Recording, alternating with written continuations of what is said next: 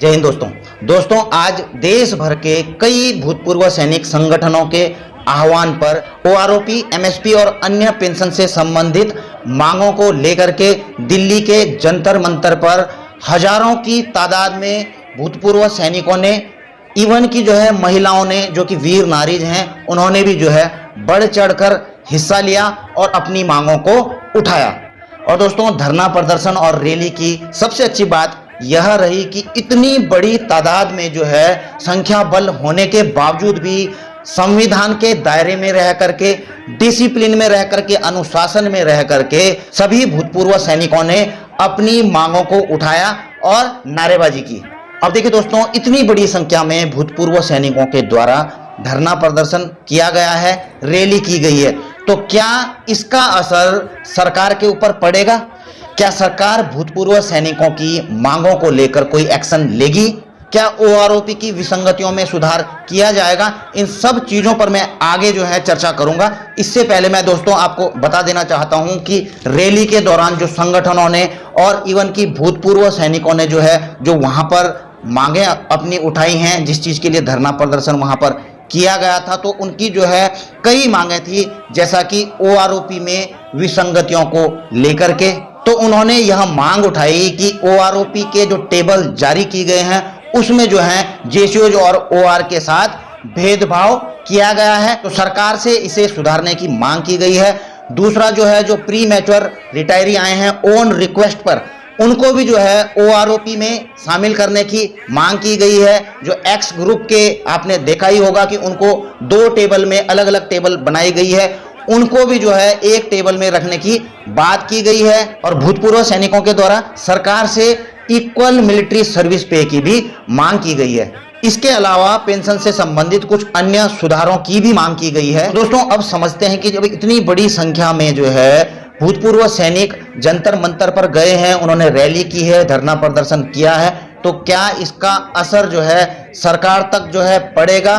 क्या भूतपूर्व सैनिकों की आवाज सरकार तक जाएगी? सरकार इसमें कुछ एक्शन लेगी?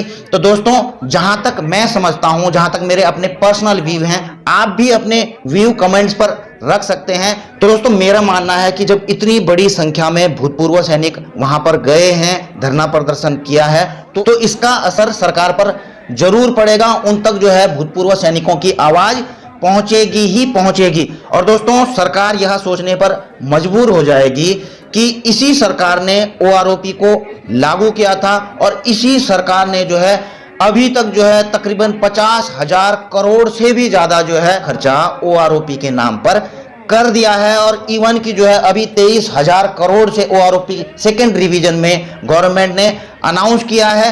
तो इतना सारा खर्चा करने के बावजूद भी क्यों आखिर डिफेंस पेंशनर, भूतपूर्व सैनिक रोड पर खड़े हैं? दोस्तों, ये अमाउंट कोई छोटा मोटा अमाउंट नहीं है।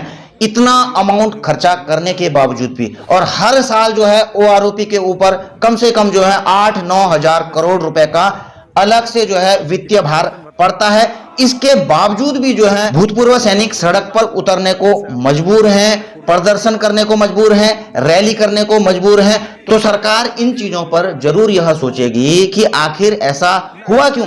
तो दोस्तों, जहां तक मैं समझता हूं कि इससे आगे क्या होगा, सरकार भूतपूर्व सैनिकों की मांग को लेकर इसका संज्ञान जरूर लेगी और इस पर हो सकता है कि ओआरओपी में जो विसंगतियां हैं उनको दूर करने के लिए सरकार के द्वारा कोई जुडिशियल कमेटी बैठा दी जाए।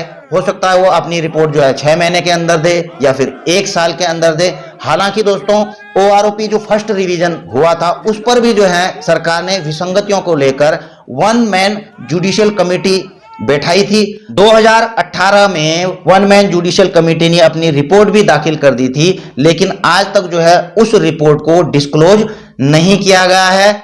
अब देखिए, अगर सरकार भूतपूर्व सैनिकों की मांगों को संज्ञान में लेती है, तो ऐसा तो है नहीं कि एकदम से उन विसंगतियों को दूर कर दिया जाए और एकदम से पेंशन बढ़ा दी जाए और सबको खुश कर दिया जाए।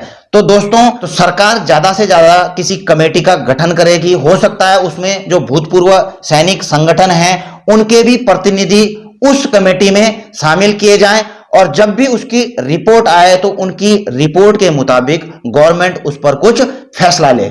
और दोस्तों मैं आपसे भी राय लेना चाहूंगा कमेंट के माध्यम से कि धरना प्रदर्शन को लेकर, रैली को लेकर के जो भूतपूर्व सैनिकों के द्वारा बड़ी तादाद में किया जा रहा है, इस पर जो है सरकार के द्वारा क्या एक्शन लिया जाएगा या फिर लिया जा सकता है।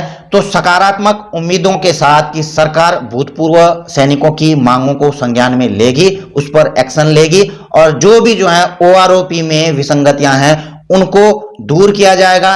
एमएसपी के ऊपर जो है विचार किया जाएगा, एमएसपी को जो है सभी के लिए बराबर लागू किया जाएगा।